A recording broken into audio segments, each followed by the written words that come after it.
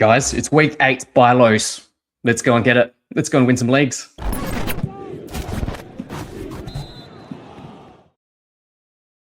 G'day guys, I'm D-Mac from NBA Fantasy Bible here on the Believe in Fantasy Basketball Network. Like I said, it's week 8 and we're looking at some of our buy lows.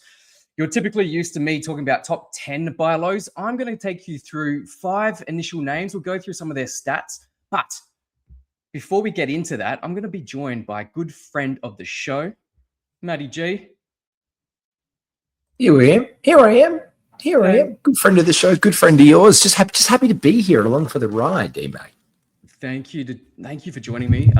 Like I said, we're going to look at 5 names in particular, but something a little bit different, and we've had a bit of a request as well. We're going to look at some of the crazy buy lows and sell highs, courtesy of Yahoo as well. And those that do follow me on Twitter know that I tend to do this a fair bit, but some of these are just crazy. And I'd love to just run it past you, Matty G, as well. But before we get to it, how have you been anyway? Yeah, good, mate. Just cracking out some stuff, working on a new hot list. You're going to have you're having, I guess, the buy lows this week. I'm going to do the hot list. I'm going to do like the hot names and the sell highs later this week. So I guess it's a nice little sampler. You're at one end of the seesaw, and I'm at one end of the fantasy seesaw. And already we're seeing this season massive swings. We've seen Josh Hart dropped in leagues and now returning like first, second round value for the season. You know what I mean? So these are the slings and arrows of outrageous fantasy fortune. So I'm very keen to see who we get to judge, jury, and executioner on our fantasy lineups tonight, mate. I'm looking forward to our show. Let's go into the top buy lows. I was going to say top 10, but the top buy lows, starting with Paolo Banchero. Now, he's just come back from injury and he's been pretty lackluster. Obviously, he's ramping up. But the key for me here is that Franz Wagner is out for a little bit of time, which should allow Paolo Banchero a higher level of usage and to get that 9-cat and points league ranking, to be honest, way up there.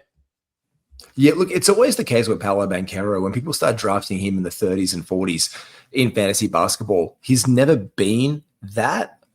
And that's the thing. Like his ADP there, you can see in Yahoo 28, ESPN 28. Like Fantrax, people get really keen and put him in there. Now, in points leagues, you can see him there at 48. He is down in points. Obviously, he has missed a bunch of time, and that's fair enough. But we're used to him in category leagues being outside the top 50 because he's a big household name. He's a harder one to land. But you've seen some trades, D-Mac, that have been popping around on Yahoo for Paolo that kind of got your head scratching.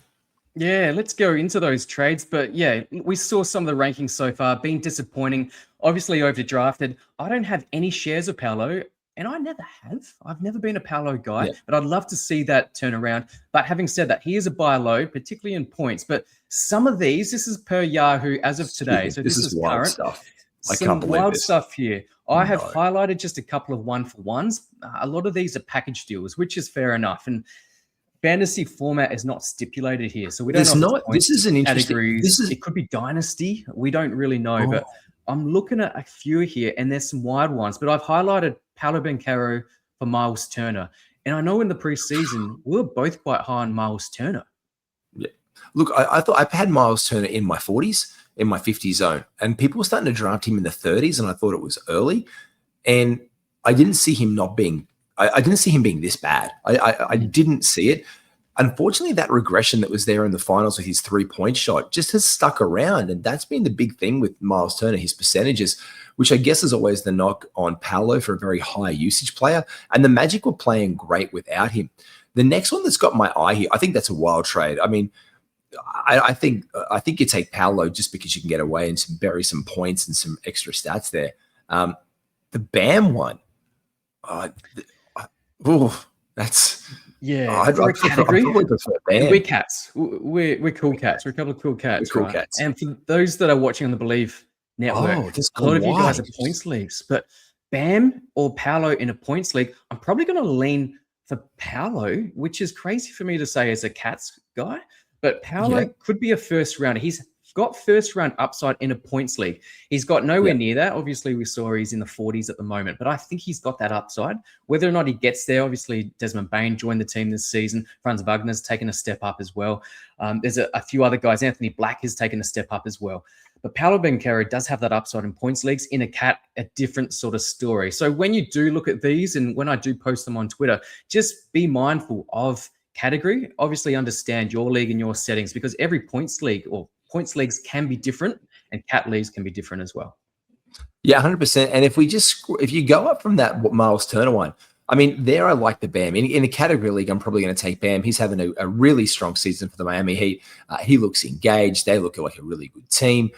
It's obviously been to the detriment of Kel'el Ware and that stock that we've had of recent time. But if you just scroll up, what is it? 1, 2, 3 trades above that's not highlighted there. In a category league format, seeing Kawhi Leonard traded 1-for-1 for Paolo Banchero, I mean, that's for me is like the person who is getting Kawhi Leonard in that trade is winning that trade. Like he's been in the last 2 weeks, Kawhi has been the 7th best player in 9 category leagues. Yeah. And the good thing about Kawhi at the moment, he's playing on the back-to-backs. It's something that we didn't expect. We knew he was coming into this season somewhat healthy, which was great. That really boosted him up draft boards, but there was still that hesitation in drafting him really, really high. But he does, again, similar to Paolo on points, Kawhi has that first round upside in a category league situation. So that one is also dependent on your league situation. Paolo, Kawhi, we've both got Kawhi in the Cats, obviously. Yeah, loving Kawhi there. So I think that's an absolute winner trade. Who you got next up for me? Who are we getting saucy with? Yeah, I've got a couple more. Paolo Banchero for LeBron James as well. Before we move on to the next guy. Oh, look at that one. Interesting one. Paolo for LeBron, even if it is a points league, both of them are quite really good in points leagues. But are we going for the almost 41-year-old LeBron James or the up-and-comer superstar or budding superstar in Paolo Banchero? I would have to say with an absolute bullet that I would be taking in the category league, LeBron James. I know there's question marks over for the rest of the season, but he has always been better in category leagues. I don't think I just see him still being that guy. So for me, I'm keeping him there and I'm very happy about it. Yeah. If we go close to the very top, Paolo Banchero for Ryan Kalkbrenner, that's interesting. That is a buy low. Kalkbrenner has been solid, really good in cats, but it doesn't have that upside. You're not getting that trade. You're not getting that trade often. That's a crazy one.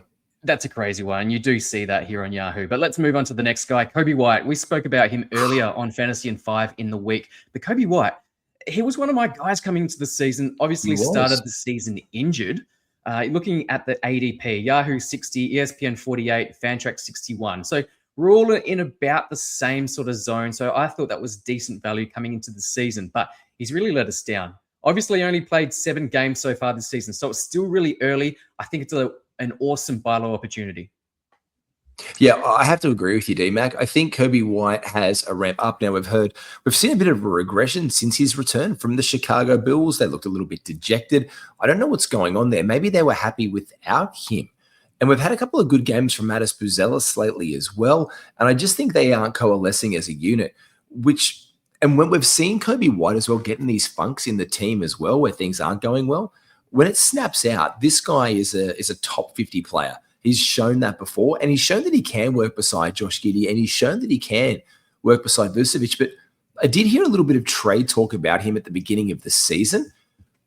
Wouldn't be surprised that he doesn't end the season as a Chicago Bull, but I'd be willing to roll the dice and definitely take him as a buy low for sure.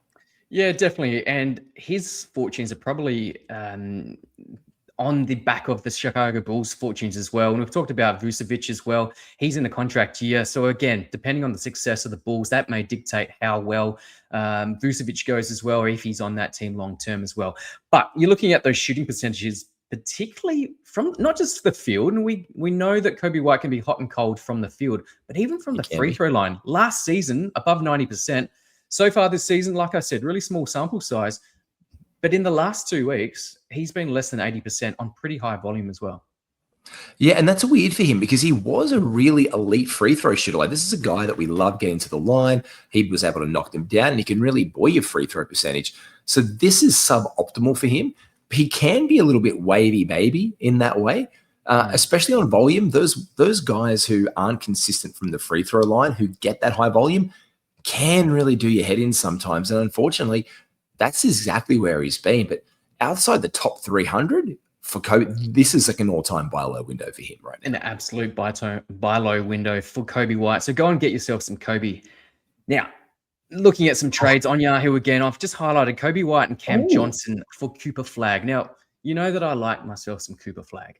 You do like some I'm Flag. going to ask you, I don't think this is lopsided one way or the other, but which way are you going here? Coby and Cam J for Cooper Flag.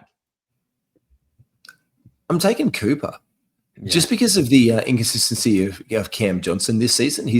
We've seen him come back. I mean, I even personally dropped him in a league or two, in a 200 deep league. I was like, you know what? Cam's just not doing it for me. He's hurting me.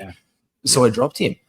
Cooper Flag has upside, but we've seen so many guys on the waiver wire who we can bring in. The thing with Coby White is, like, you can't get many guys who'll drop you a 40-point game off the waiver wire. But if you can pick up that free agent, stream that spot through the course of the week with what Cooper Flag has been doing recently, especially adding that defense that Cooper Flag does, I'd be okay with that. I'd be okay with Flag in this one. Who would you take? Yeah, I'm with you. I'm really high on Cooper Flag, and I think he'll get better as the season wears on. For those watching on YouTube, make sure you have a look at this, have a pause, take a look at some of these trades. Some are wild and some are not that egregious as well. But looking at some more as well, I've highlighted Coby White and DeMar DeRozan, a former Chicago Bull. Yeah. Which way are you going there? Look, still Coby. DeMar's has regressed quite a bit. The next one really has my interest. It's the Zubac for Coby White. That's just a need. That is a classic necessity trade. Yep, that is like, absolutely. I need a center, you need a point guard. Let's just both get something done. And that's the kind of trade I'm about sometimes. I think that's a really solid one. I really like that for both of those. We did a similar type of trade in one of our leagues as well. You did. I got myself. You got Yahoo Pirtle, and I got Timoni Kamara from you. Yeah, so it can work out for both teams, and also it can not work out for both teams. It's not always a win-win or a win-loss. Next guy is Darius Garland, another guy that started off this season injured, came back, then went out again. So he's frustrating the heck out of GMs that have Darius Garland rostered. Looking at the last is this a personal one? Is this a personal thing? Garland, because I know how you feel about Darius. I know how you feel about Darius Garland. Yeah, but I'm not doing anything knee-jerky, as you would like to say. The beef jerky. Darius Garland is an all-time buy low. Look at that 9-cat category league ranking of 246 across the season. Not that dissimilar over the last 2 weeks as well. So it comes down to the shooting splits, but also he is still ramping up. And I'm thinking he'll find his feet fairly soon. Only played 9 games for the season. So it's onwards and upwards for Darius Garland. Yeah, 100%. Look, I think he is coming back into it. We've seen an improved season from Darius Garland last year. Like, we had a really solid one from Darius Garland last year, and great job, Darius. And then this year, there was some flashes. It looked good when he came back a little bit, and then he's been injured again. This is like his 2 seasons ago, where his value plummeted, the turnovers were really high, the free throw percentage was down, and it was a bit of a really disappointing season after being absolutely fantastic the year before in Cleveland. So it's almost like a bad, good mixed bag with Darius Garland. He can be a lot better, and it still is in some ways an early season. Like, we're not even a full 2 months into the season. There are weeks to go, and it just takes a little bit of a bit of a burst, like 3 or 4 games for a player of this caliber to put it together, and then they just go onwards and upwards. And I think that's what we're going to look for him. I think he gets it right either before the end of December, early in the new year. If it happens beforehand, great. But I think this window could be a little bit prolonged with how Cleveland's playing it, with the ins and outs of injuries as well. Yeah, I think you're right. We've seen Jalen Tyson really step up when any of the starters have been out as well. And he's had a really nice season. But Darius Garland, we spoke about statistical scarcity in the preseason. Darius Garland is a guy that gets you those assists. And that is very difficult to get off the waiver wire. It's that and it's points, as we know, very difficult in a category league situation. So definitely a buy low for Darius Garland. Now, looking at some Yahoo trades, I've highlighted 3 1-for-1 trades as well. Darius Garland for JJJ. Darius Garland for LaMelo Ball, and Darius Garland for Paul George. All very different in their situations as well. Very different. AJJ's, you would say, is a buy low. Some are saying he's actually borderline droppable, and he's not that far off, to be honest. He's not that far off. LaMelo Ball is just a guy that we just can't trust with those ankles, but he has looked good in the last couple of games. And Paul George, similar boat, probably lower upside than LaMelo Ball, but Paul George has that pedigree of yesteryear. So in those three situations, who are you taking? Oh, I don't know.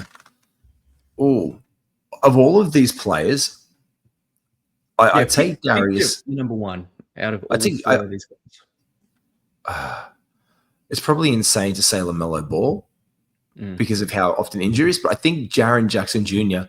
is the one player that does have the absolute upside. If he just gets it, I don't know what's going on with him this season. I don't know what's happening in Memphis this season. I think Ja comes back. I think we see him and Edie and Ja work something out, or he just goes on that run. And he has started seasons slowly before, Jaren Jackson Jr. Yes. And when that's happened, he's always returned like top 30 value towards the tail end of the season. Darius Garland hasn't. Yeah. So Jaren Jackson Jr., although he's there, I think he gets my edge as my number one. Darius Garland is my two. I do not trust LaMelo Ball. It's been proven again this year, unfortunately, and I certainly can't trust Paul George. Yeah. I'm not too dissimilar. Look, I'm probably swayed by the fanciness of LaMelo Ball and the upside. But again, head-to-head, you probably want to try to avoid LaMelo. But in a games cap situation, LaMelo Ball for sure, just because of the upside. 100%. Now, looking at a couple of others, we got Josh Hart. You spoke about Josh Hart, Miles Turner, Peyton Pritchard, Drew Holiday's coming back very shortly, and your guy, Kristaps Porzingis, the per-game monster, but he just can't stay on the court for very long. Don't just stop breaking my heart. And can I'm just Kristaps again. I've never known someone to be out with a cold and flu more than this bloke at this point in time. Look, of all these guys, he does have that really complicated illness, so we'll give him a pass mark, and hopefully, I just need to know what the complicated. I need to know what the complicated illness is. I just need the details. Pot syndrome. Yeah, pot syndrome. Don't know too much, but I know. I don't know much about it. Yeah, and that's the thing, and sounds like it's been developing worse for him the last year, because that's what really put him out. Like, he looked like death warmed up in Boston last year.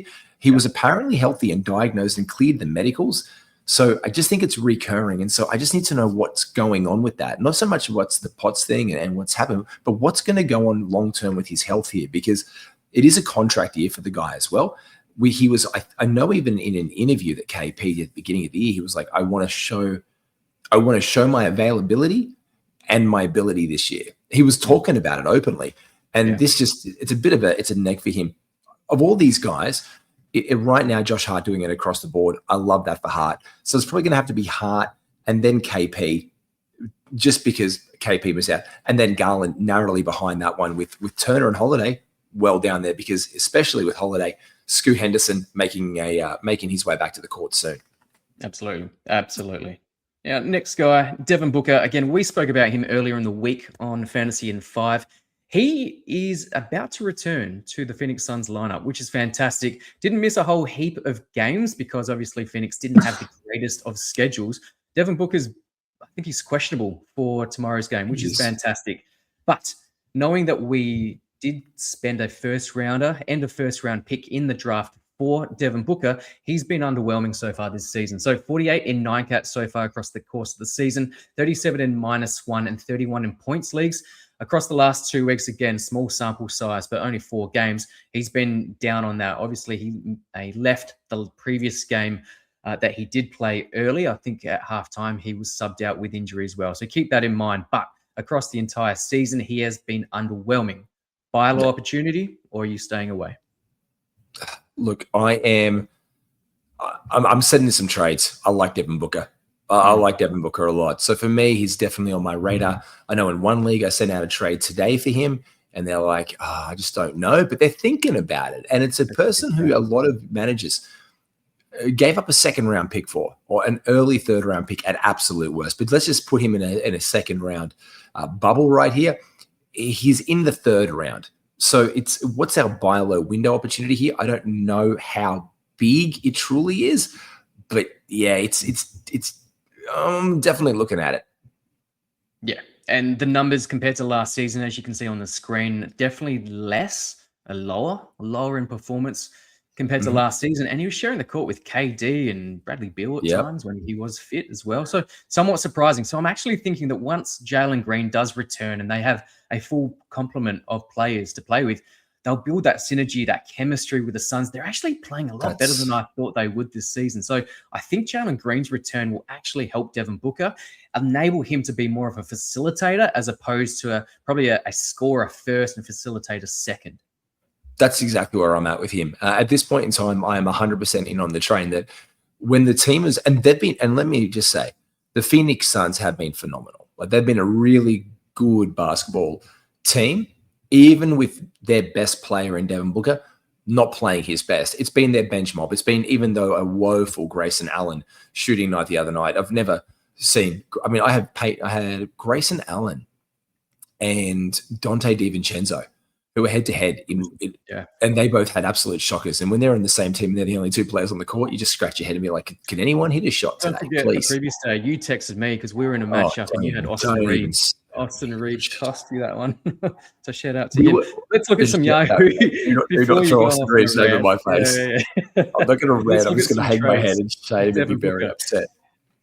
Some interesting ones here, but LaMelo Ball for Devin Booker. Obviously, that's egregious. I'm taking Devin Booker every day of the week. Every time. Not even a question. Yeah, not even a question. That's Devin my guy. Booker for Tobias Harris and Coby White. Obviously, Booker and the aforementioned Grayson Allen for AD and Derek Queen. Yes, Queen. Triple-double the other day. Queen.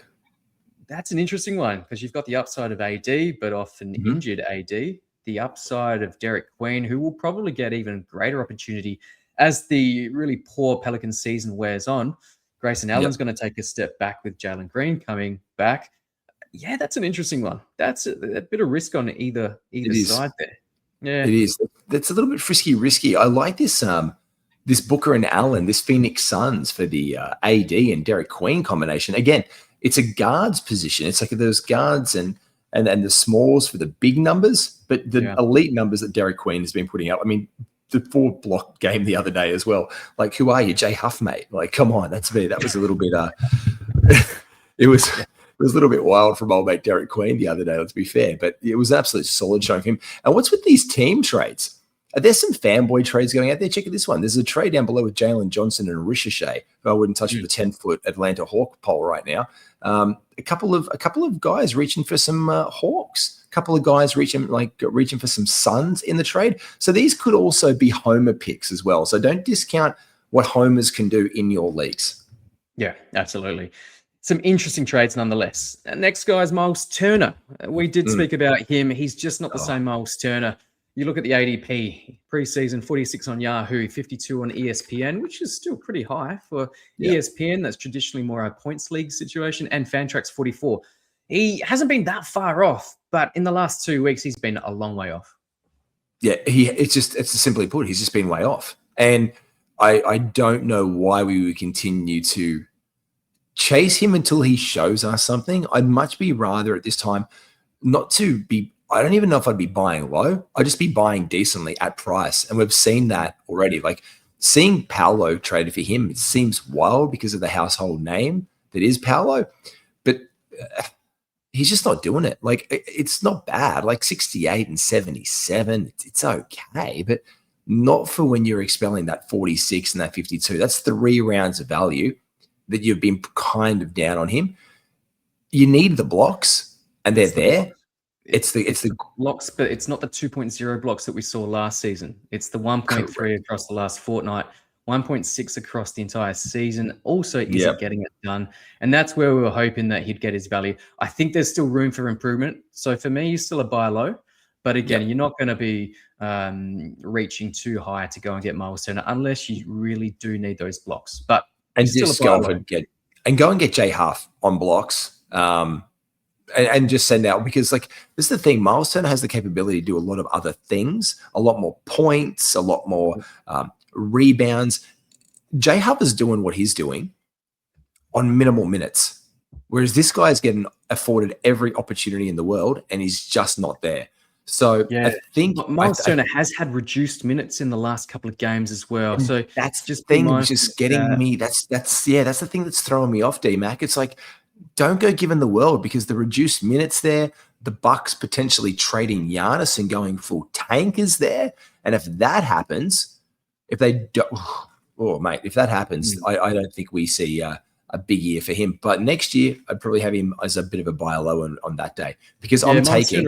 Miles Turner is still in the top 10 of most traded guys today as well. So that people are still Wow. seeing the upside of Miles Turner. Have a look at some of these trades as well. Turner and Jaime Hackers for Zach Edey. I'm taking Edey. I'm taking Edey. Those. I'm taking Edey. Miles Turner and Nick Claxton. Claxton missed a triple-double himself, 2 triple-doubles this season. But can we trust the Nets moving forward? We can never trust the Nets this season, D-Mac. And look, and you know I'm a big Clacko fan too. Like, I love Clacko. Really great late round target, surpassing expectations this year. We love that because we liked him. You and I were picking him up in mock drafts left, right, and center late, and we were just rubbing our hands together. I've got him in 6 real leagues, 6 of 11. So I'm because people just kept on leaving him for us in leagues. We were in real leagues, and you and I would text each other going, Claxton? Yeah. Like, yeah, let's say Claxton. Yeah, why not? 110. Yeah, pick 110. Miles Turner, Jarrett Allen. Jarrett Allen will come back very shortly. He's questionable for the next game. KP, this one, your guy, KP or Miles Turner? I'm taking KP and I'm taking Hartenstein because the only thing I can do with KP is if I've got my IL plus spot, I play him, I stash him, I pick up a guy. I'm still getting a person who, when plays and plays well, I'm getting a second round value guy pretty much every game that he's active. The back-to-backs will always take away from KP this season, which is a damn shame. But again, you stash him, you activate somebody else, and this guy, look at this. I love this. There's been some teams lately that are underperforming, and it's just opening up windows left, right, and center. I wanted to pose this to you, and this is the first time you've seen this slide, but other buy lows. Josh Giddey in the last couple of weeks, and his teammate Nikola Vucevic as well. Vooch has been up and down. I know that we try to plan shows. We're like, yeah, Vooch buy low, and then he comes out with take him off the list. But he's so hot and cold at the moment. But Giddey, Vooch, and then we spoke about Coby White as well. Something about the Bulls at the moment, they're not as hot as they were at the start of the season. 100%. And neither are the Charlotte Hornets. So Miles Bridges there, Brandon Miller and LaMelo Ball. People ditching these guys off left, right, and center. Miles Bridges was excellent and now not. And because we don't expect Miles Bridges to be that good the whole year. And so when people were trying to sell high on him and getting great returns, I thought it was great trade bait.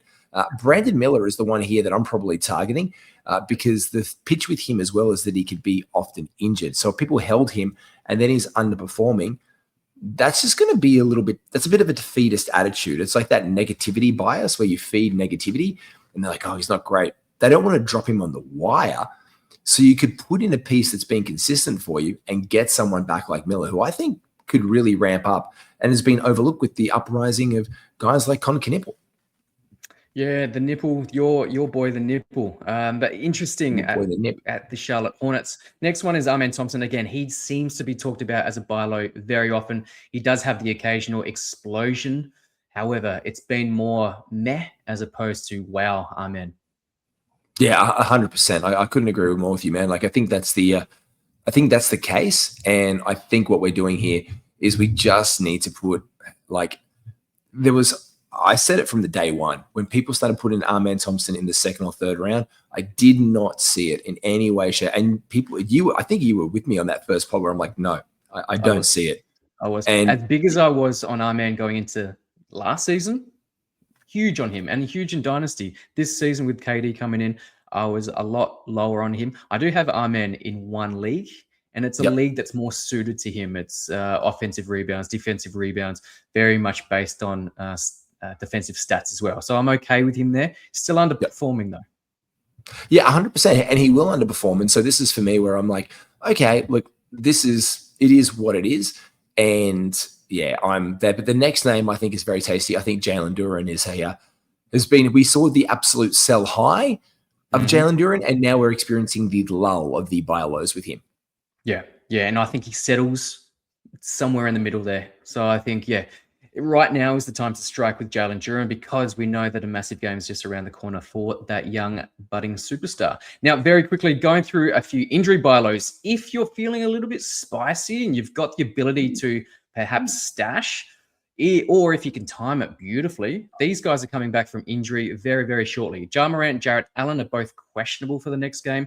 Drew Holiday should be day-to-day. But again, you spoke about Scoot coming back very shortly. He's not on this list because I'm not even sure if he's a must roster in a 12-team category league, but that will impact Drew Holiday. Yeah, 100%. It's still minutes to go around, and it all depends on how it goes. Reintegrating Scoot into the lineup when we've seen Denny Advia being absolutely on for Wago. And so Denny has been, for me, although excellent, a sell high because I think this is his peak right now. And I think then we have a lull for him. So you can sell high on him or just take your time and see what happens. But there's some other interesting name on this one. We've got Isaiah Hartenstein on this list. Wemby. There's even talk that he could return tomorrow versus the Lakers, and they're not saying a thing. Yeah, very difficult to buy low on Wemby, but it happens. It does happen. It may not happen. And you'll say, oh, that's a Taco League situation. You just never know. You never know. Maybe you could throw out a really high-performing guy for a Victor Wembanyama. I don't think it's going to happen, but it's worth a go. You're not going to be penalized for sending out a trade request. You might be scoffed at, but you won't be penalized.